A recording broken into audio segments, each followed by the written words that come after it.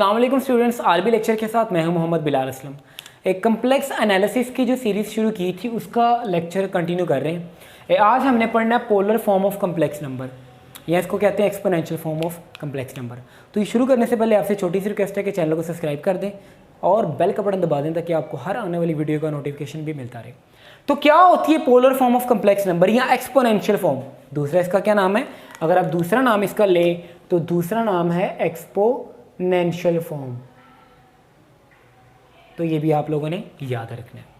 अब ये सारी हम डिटेल में पढ़ेंगे आज, बहुत बेसिक से लेकर। लेट कर लेते हैं, let a complex number, let a complex number x plus iota y represented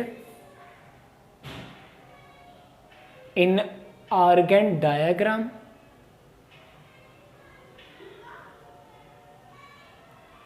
whose Cartesian coordinates are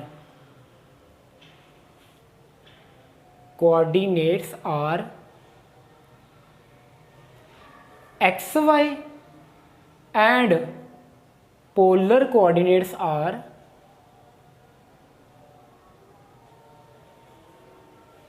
r theta. अब इस जो आपने पूरी कहानी लिखी है इसका मतलब समझते हैं। एक कंप्लेक्स नंबर है x प्लस आयोटा y, हमने इसको लेना है, रिप्रेजेंट करना है आर्गन डायग्राम। आर्गन डायग्राम का कॉन्सेप्ट आप लोगों को दे देते हैं। ऐसी कोई भी डायग्राम जो किसी कंप्लेक्स नंबर को रिप्रेजेंट करे, जिसमें हम कंप्लेक्स कोई प्लेन, एक ऐसा प्लेन जिसमें हम कंप्लेक्स नंबर को ड्रा करें, उस प्लेन को, उस डायग्राम को हम क्या कहते हैं? Argand diagram. The diagram which represents complex number, या इसको आप लोग डिफाइन भी कर सकते हैं, यहाँ पर हम शॉर्ट में डिफाइन कर सकते हैं, diagram that represents complex numbers. ठीक है, अब फर्ज करो एक कम्प्लेक्स नंबर आपने इसको आर्गन डायग्राम में ड्रा किया हुआ है, उसके कार्टेशियन कोऑर्डिनेट है एक्स वाई, तो आपको पता ही एक्स वाई होते हैं, और पोलर कोऑर्डिनेट्स है आर थीटा। इसकी भी हम जो है वो डायग्राम से देखते हैं। तो डायग्राम बना लेते हैं। सबसे पहले इसकी एक छोटी सी डायग्राम। तो ये जो आप कम्प्लेक्स नंबर ले रहे हो एक्स प्लस आयोटा वाई, इसको नाम दे रहे थे ओ पी का। क्या नाम दे रहे थे? ओ पी का। कोई नंबर है, ये आप लोगों के पास P है, कंप्लेक्स नंबर OP। अब ये यहाँ से अगर मैं परपेंडिकुलर ड्रा करूँ, ये जो इसके कोऑर्डिनेट हैं वो एक्स वाई हैं। अभी हमने डिस्कस किए कि इसके कार्टेशियन कोऑर्डिनेट्स क्या हैं? X Y. ये एंगल बना रहा है थीटा। एंगल क्या बना रहा है? थीटा। इतना डिस्टेंस जो है ना ये x है, तो इतना डिस्टेंस x है और ये डिस्टेंस क्या है? y है। अब हम इसमें से सारा कुछ निकालेंगे। ये आपको पता r है, ये हमने लास्ट में डिस्कस भी किया था मॉडुलस में। ये r है, r और थीटा की रिप्रेजेंट क्या कहते हैं? इसको पोलर रिप्रेजेंटेशन, पोलर कोऑर्डिनेट्स। अब यहाँ से हम सारा कुछ निकालेंगे। जो इसकी कंप्लेक्स नंबर की कार्टेशियन फॉर्म है ना, वो ये है, Cartesian form of complex number is, ये है x प्लस आयोटा वाई। इसको हम ऐसे लिखते हैं ना जो, तो ये कार्टेशियन फॉर्म है। अब हमने इसको किस में लेके जाना है? पोलर फॉर्म में। पोलर फॉर्म में कैसे लेके जाएंगे? अब आप लोगों ने चीज़ें पढ़ी हुई हैं, sine theta, cos theta, tan theta. अगर मैं साइन थीटा की बात करूं तो साइन थीटा किसके इक्वल होता है? परपेंडिकुलर ओवर, याद करो, परपेंडिकुलर ओवर हाइपोटेन्यूस। तो साइन थीटा बराबर है परपेंडिकुलर ओवर हाइपोटेन्यूस। यहाँ पर परपेंडिकुलर ढूंढते हैं, ये परपेंडिकुलर है, और हाइपोटेन्यूस ये हाइपोटेन्यूस है, यानी y ओवर r। तो यहाँ से y आया, y बराबर है r साइन थीटा। एक मेन चीज़ आ गई, y बराबर है r साइन थीटा। अब मेन चीज़ दूसरी, साइन थीटा का क्लियर आपको। कोस थीटा किसके इक्वल होते हैं? कोस थीटा हमने पढ़ा हुआ है, किसके इक्वल होते हैं? बेस ओवर हाइपोटेन्यूस, यानी कि x ओवर r।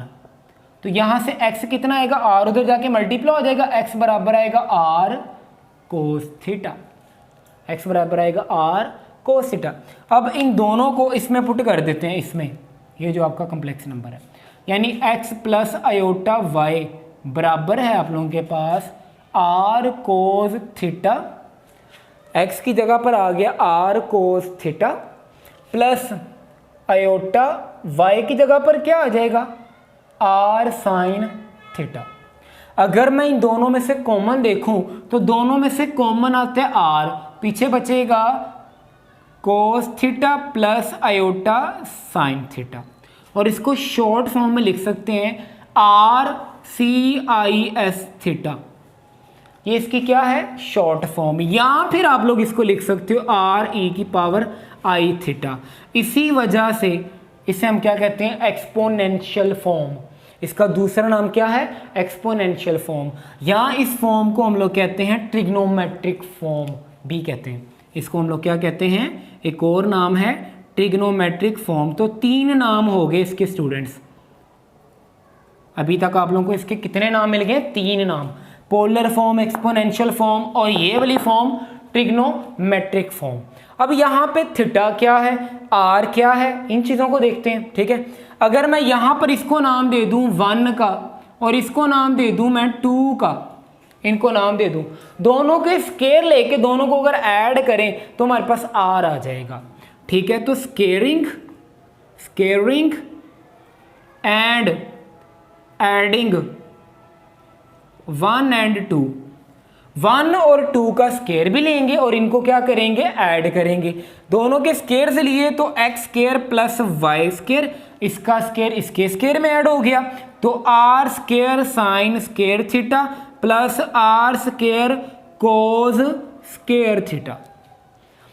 इन दोनों में से कॉमन आता है आर स्केयर, पीछे बचेगा sine square theta plus cos square theta, और ये है x square theta plus y square.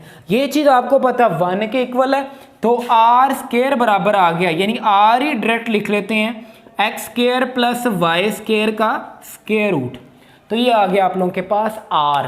अब हमारे पास बच गया थीटा। थीटा कैसे फाइंड करेंगे, जिसको हम लोग कहते हैं आर्गुमेंट। इसको क्या कहते हैं आर्गुमेंट। तो थीटा फाइंड करते हैं यहां पर। अब थीटा फाइंड करने के लिए tan थीटा यूज करेंगे हम।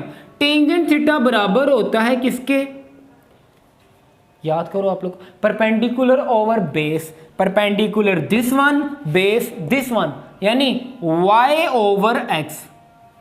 क्या आ गया आप लोगों के पास y ओवर x। तो ये tan उधर जाके इनवर्स हो जाएगा, यानी थीटा बराबर है tangent inverse y over x। तो ये आ गया आपके पास एंगल फाइंड करने का फार्मूला, इसका नाम है आर्गुमेंट। तो इसके बारे में डिटेल डिस्कस हम करेंगे ज़रूर, प्रिंसिपल आर्गुमेंट, पूरी एक वीडियो बनाएंगे इसके ऊपर आर्गुमेंट के ऊपर। ठीक है, अब ये एंगल किस क्वाड्रेंट में लाई करता है वो डिपेंड करेगा एंगल पे, यानी एंगल किस तरह से। अगर मैं प्लेन ड्रा करूं तो मेरे पास ये होता है फर्स्ट क्वाड्रेंट, 0 से लेकर 90 तक फर्स्ट क्वाड्रेंट, 90 से लेकर यानी क्वाड्रेंट 1 की बात करें ये 180, ये 270 और ये 360। ये क्वाड्रेंट 2 है और ये क्वाड्रेंट 3 है और ये क्वाड्रेंट 4 है। यानी क्वाड्रेंट 1 कहाँ से लेकर कहाँ तक होता है, greater than 0, less than 90 degree. फिर क्वाड्रेंट 2 क्या होता है, लेस देन 180 और ग्रेटर देन 90 डिग्री। ठीक है, फिर इसी तरह से क्वाड्रेंट 3 और क्वाड्रेंट 4। तो ये एक छोटी सी हमारी कोशिश थी आप लोगों को पोलर फॉर्म समझाने की। उम्मीद है कि आप लोगों को पोलर फॉर्म के बारे में क्लियर हो गया ईच एंड एवरीथिंग। फर्दर को प्रॉब्लम है तो कमेंट सेक्शन में ज़रूर लिखें, वीडियो को लाइक कर दें, शेयर कर दें, और जो है वो लास्ट पे यार चैनल को सब्सक्राइब कर दो ताकि आपको अच्छी अच्छी वीडियोस मिलती रहें। अल्लाह हाफ़िज़।